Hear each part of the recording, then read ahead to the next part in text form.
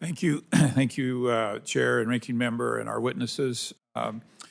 Mr. Nee, we also had a chance to talk. Thank you for taking the time to come by. And in our conversation, we talked about Utah and their excitement for nuclear. It's base load, it's clean, it's reliable.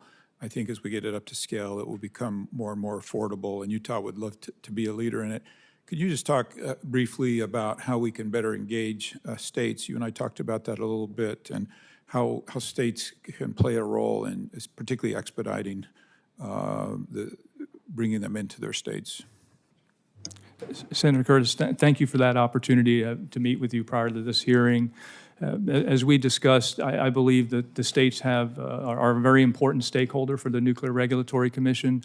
The opportunities that I envision for building on the relationships between the state and the NRC as it relates to nuclear development are for the NRC to share as much information as possible about any nuclear projects that are being under consideration for NRC licensing, as well as explaining the process and the timelines of how NRC arrives at its safety decisions in any new nuclear project, and of course in the state of Utah if that comes before the agency. Yeah, some of the things we talked about are helping states get years ahead of perhaps preparing sites and identifying sites, things that might expedite it coming up. I also mentioned to you, and I'll double down on it, any opportunities to run pilot programs. I think Utah would be very interested in participating with you and seeing if we can find some new innovative approaches.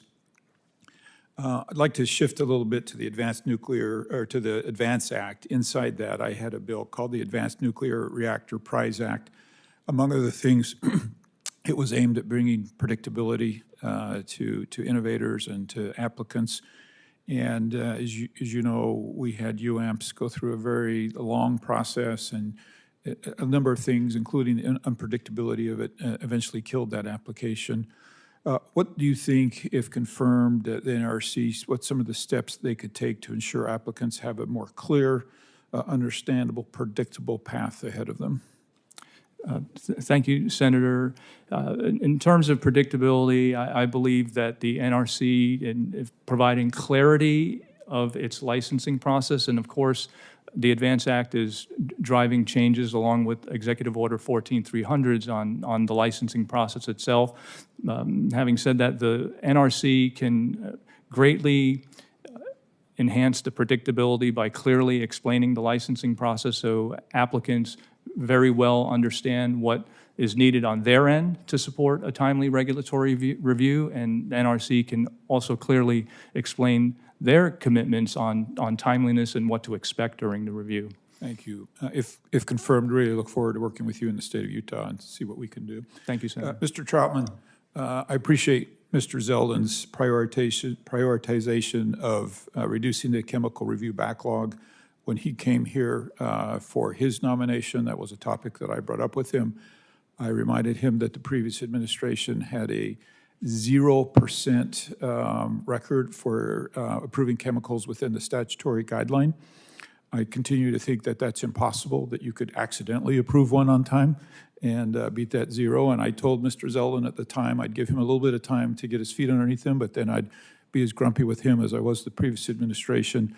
So please know that's just a huge priority. I think on lots of levels, whether you're concerned about the environment, we've got old chemicals out there that could be replaced with newer ones. There's just lots of reasons that this is a problem.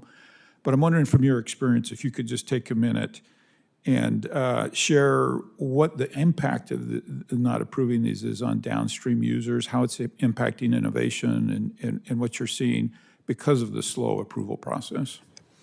Senator, I appreciated the opportunity to meet and talk with you in the moments I have remaining under your time, Senator. The innovative chemistries that could be sped to market and come to the fore for consumer and commercial use are so vital for American manufacturing, for the growth of the U.S. economy, and to help the U.S. economy remain competitive globally. There are anecdotal and real-life examples of where those chemistries have not made it to the marketplace in various applications, either in the consumer or the commercial world that I am aware of. And I'm excited to work with you, Senator, and the members of this committee, and with the administrator to continue to press for more chemical reviews in a timely and a certain way. Thank you. I'm out of time. I yield my time. Thanks.